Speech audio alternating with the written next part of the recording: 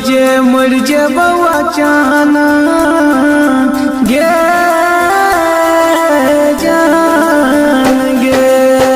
कहियो जे मर जेबा चाना दुनिया से जमानत गे रहिया हरदम खुश गे पगली दर्द तू देल भयानक गे रहिया हरदम खुश गे सोना दर्द तू देल भयानक गे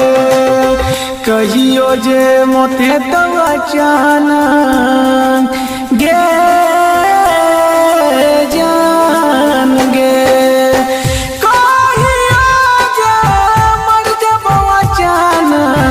दुनिया से जमानत गे देह खुश हरदम पगली दर्द तू देल भयानक गे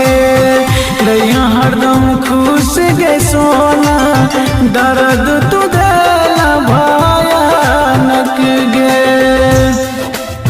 मां सरस्वती रिकॉर्डिंग स्टूडियो।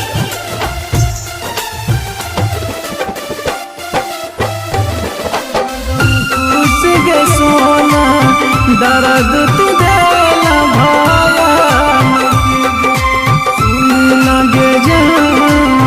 कनियो में महसूस हुआ देव अपन कमी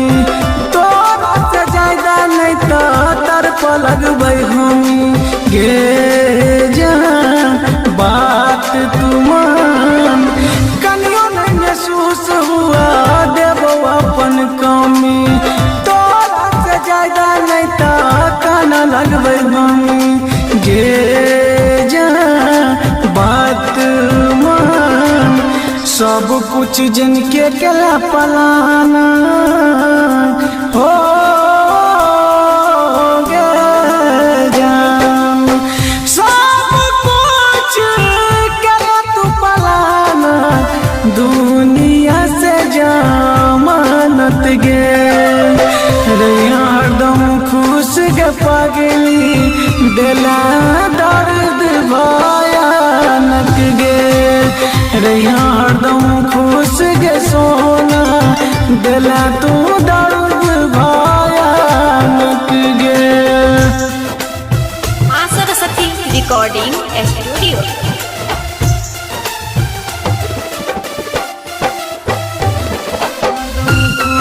गे सोना दर्द तू देल भयानक और ले कखनो तोरा किया सा गिरा नग तो नोर गे दुपट्टा ओहिर लिए हमरा और गे गे जान बातिल मान कखनो तोरा किया सा गिरा नग तो नोर गे दुपट्टा ओहिर लिए हमरा और गे जान बात तू मान मुकेश दीवाना सब कुछ जाना हो गे जान चंदा सब कुछ